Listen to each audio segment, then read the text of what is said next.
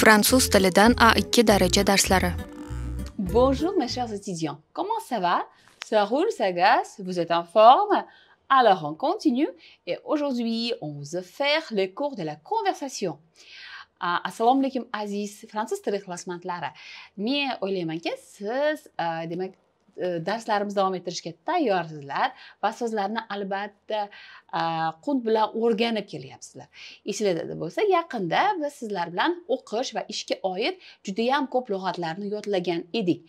Bugun esa sizlarga fransuz tilidan so'zlashuv darslarini taqdim etamiz va aynan shu lug'atlarni ishlatgan holda bir nechta dialogni o'rganishni taklif qilamiz.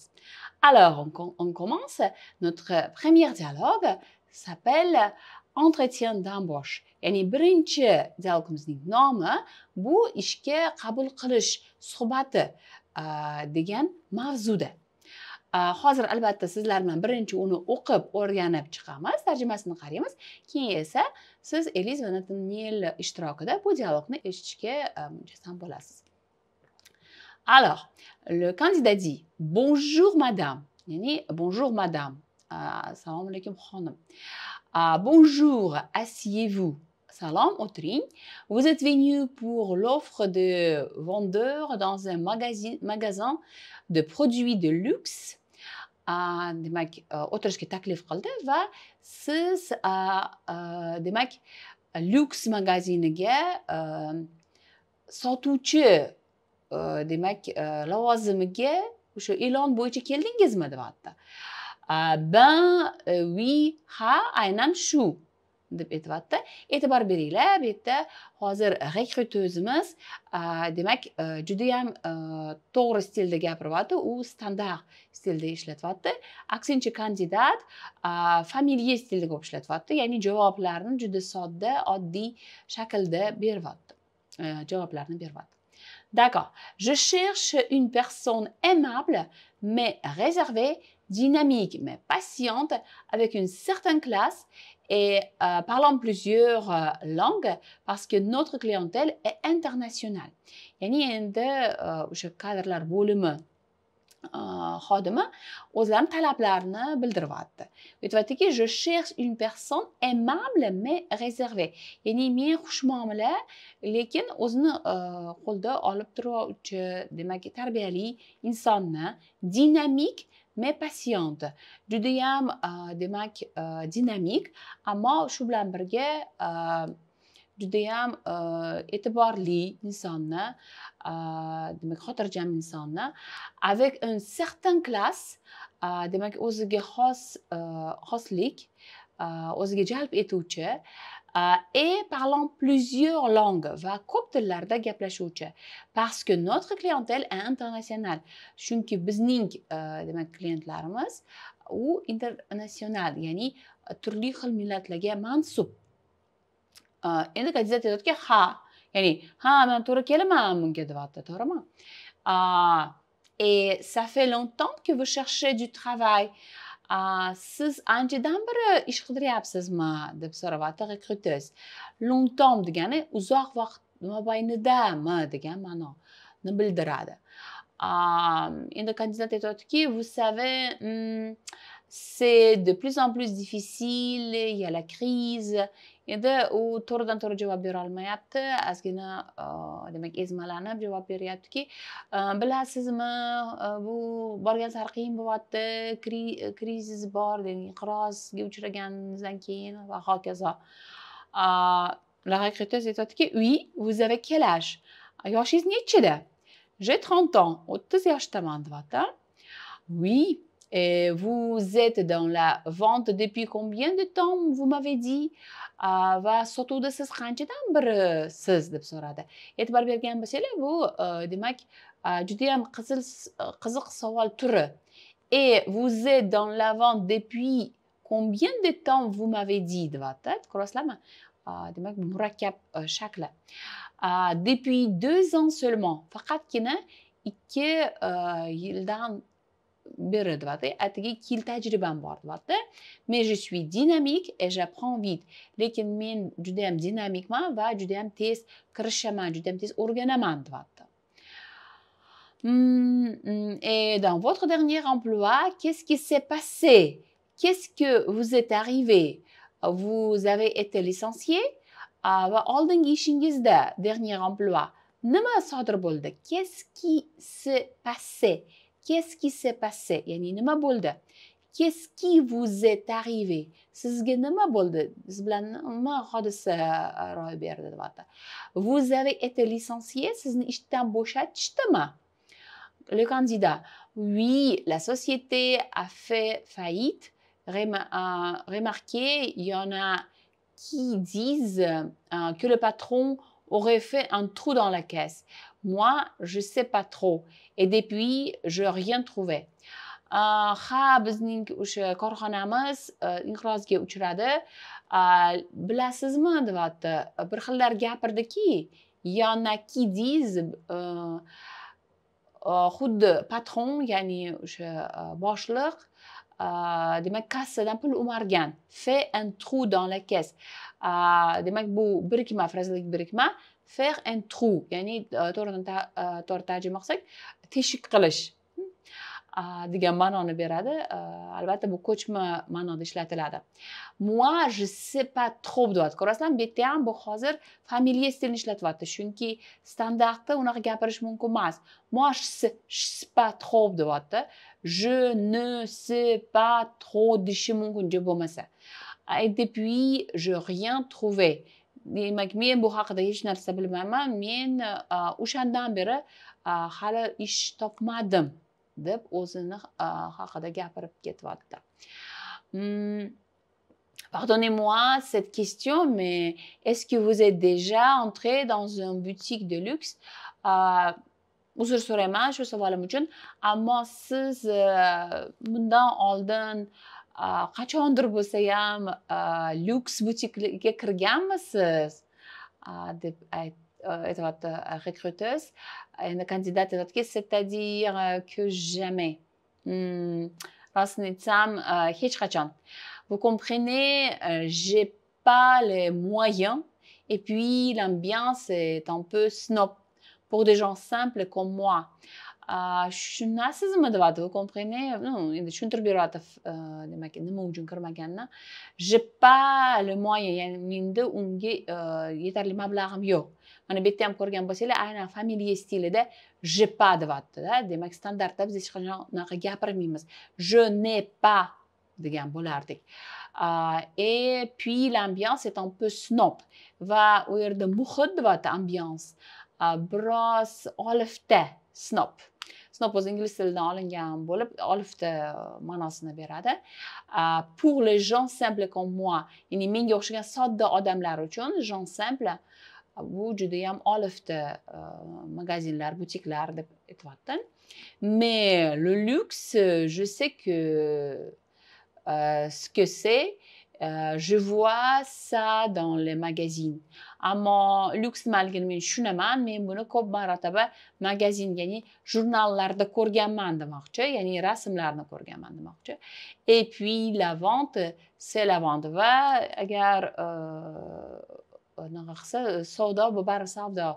Bu demoqchiki, qaysi magazinda yoki qaysi joyda sotishdan qat'iy nazar naqalari bir xil demoqchida, ya'ni uni farqi bo'lmaydi, men tajribam bor demoqchi. Bon, je vois, d'accord. Et quel salaire souhaiteriez-vous? Yaxshi, tushundim, tushunarli. Lekin qanaqa maoshni xohlar edingiz, istar edingiz? Bu yerda e'tibor bering, conditionnel présent zamoni ishlatilyapti. Souhaiteriez-vous? O'zi bu demak boshqa ma'noda ishlatiladi o'zi aslida, lekin aynan rasmiy vaziyatda yumshoq shaklda savol berish uchun biz souhaiteriez-vous deymiz. Bu shunchaki mulozamat. Endi le candidat aytayotdiki, vous savez, j'ai un peu d'expérience dans le domaine et je fais des études. Bilasizmi, menda bu sohada tajribam juda ham kam va men o'qidim, ce que je veux surtout, c'est un CDI. Va men ko'proq aynan CDI'ga esingizda bo'lsa, biz bu so'zni ham o'rgangandik. CDI demak bu davomi yo'q, uzluksiz kontrakt nazarda tutiladi, ya'ni chegaralanmagan kontrakt deb aytsa ham bo'ladi. Ya'ni qaysidir bir muhlatga emas, doimiy kontrakt. Demak, Fransiyada bu turga juda ham qiziqishadi, chunki agar CDI bo'lsa, juda ham afzalliklari ko'p. Endi la recruteuse aytyaptiki, bon, on vous écrira. Rahmat, biz sizga albatta yozamiz. Albatta, kandidat ham o'zi tushuntiribdi. Ko'pincha bunaqa demak gap bilan, bunaqa fraza bilan agar kandidat yoqmagan bo'lsa, ko'pincha shunaqa fraza bilan demak tugatishadi. Shuning uchun aytyaptiki, oui, oui, on dit toujours ça. Allez, au revoir, madame. Ha, menga har doim shunaqa gapirishadi. Mayli, xayr, madame deb chiqib ketyapti. D'accord. Maintenant, je vais vous relire ce dialogue, essayez de le répéter après moi. Et puis, je vous propose d'écouter le même dialogue dans la production de Nathanaël et Elise. Endi esa men sizlarga bu dialogni boshidan o'qib beraman. Tarjimasiz eshitishga harakat qiling va keyin esa siz bu dialogni Nathanaël va Elise demak ijrosida eshitasiz. Bonjour madame. Bonjour. Asseyez-vous. Vous êtes venu pour l'offre de vendeur dans un magasin de produits de luxe? Ben oui. Je cherche une personne aimable mais réservée, dynamique mais patiente, avec une certaine classe et parlant plusieurs langues parce que notre clientèle est internationale. Oui. Et ça fait longtemps que vous cherchez du travail?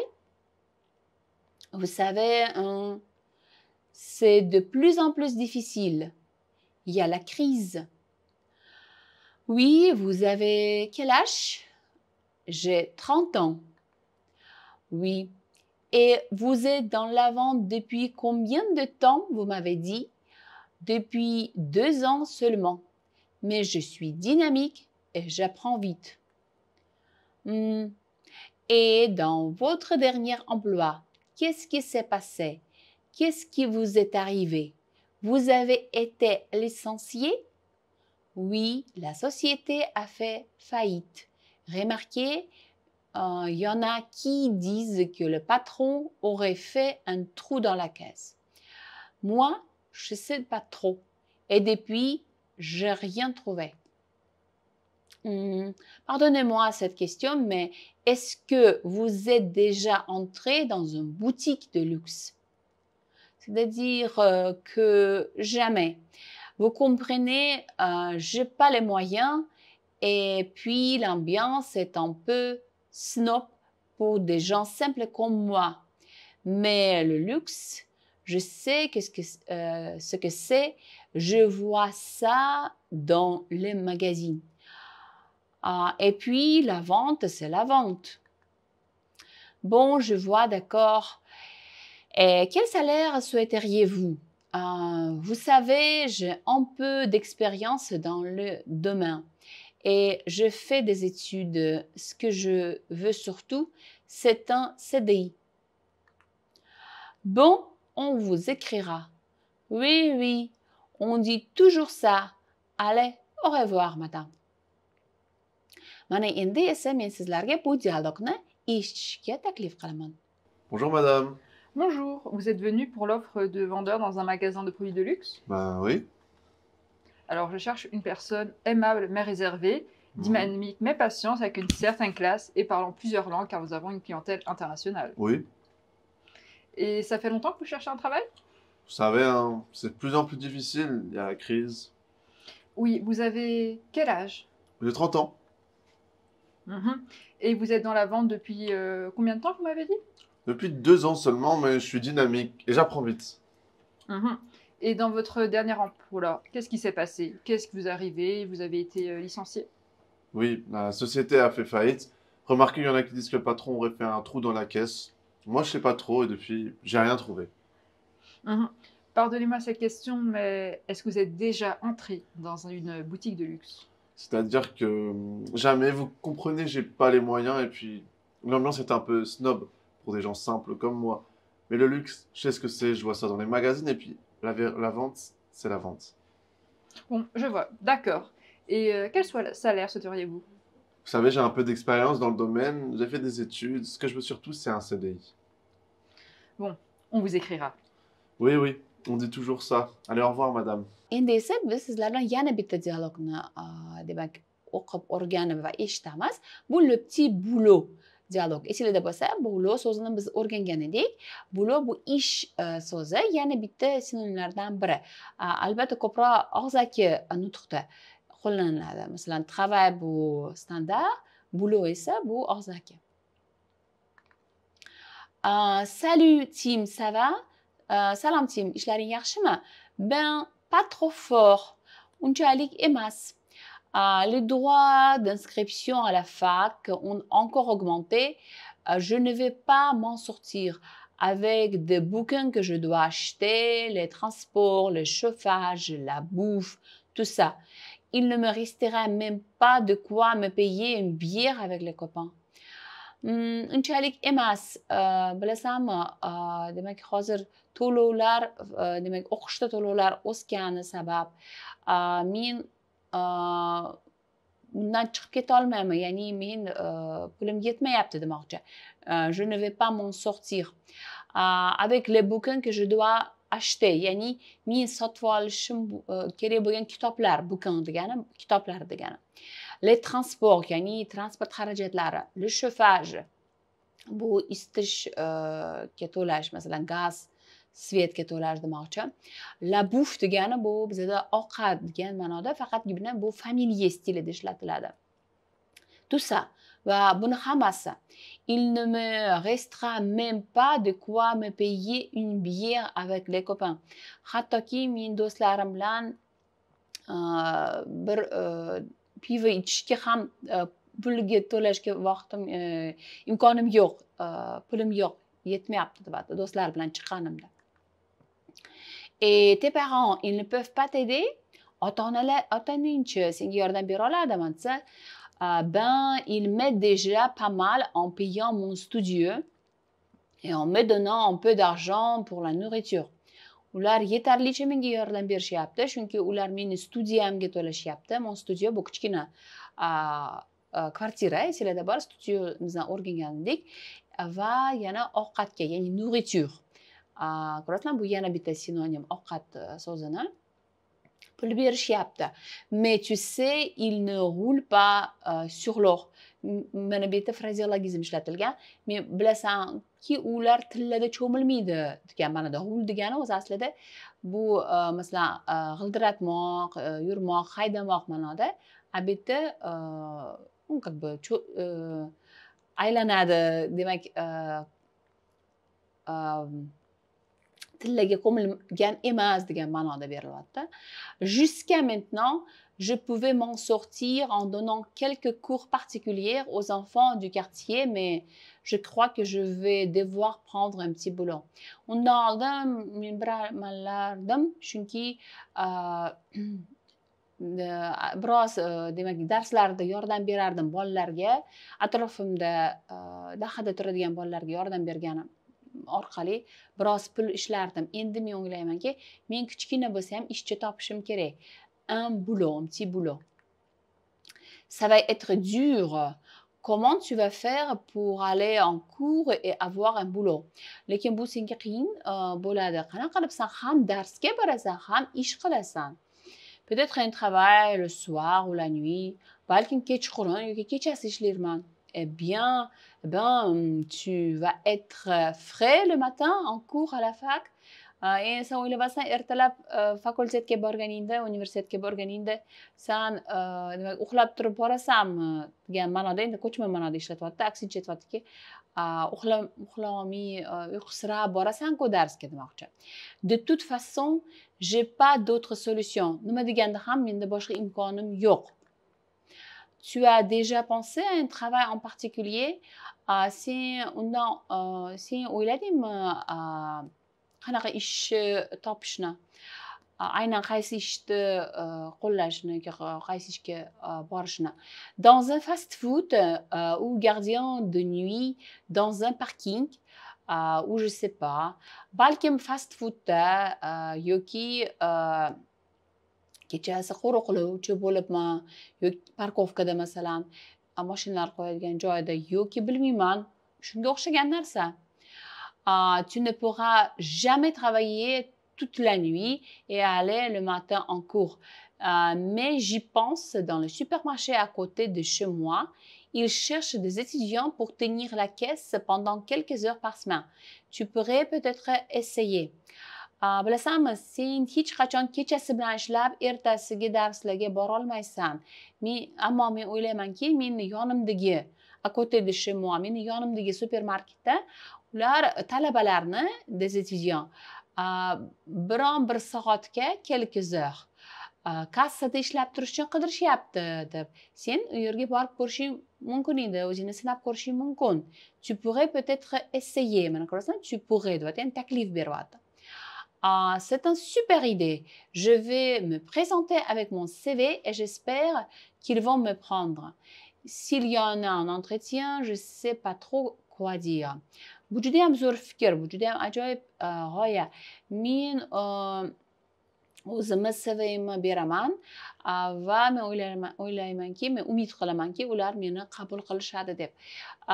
Lekin suhbatda men aslida nima gapirishni unchalik bilmayman desa, ne t'inquiète pas, sois naturel et dis la vérité. Je suis sûre que tu vas décrocher ce boulot.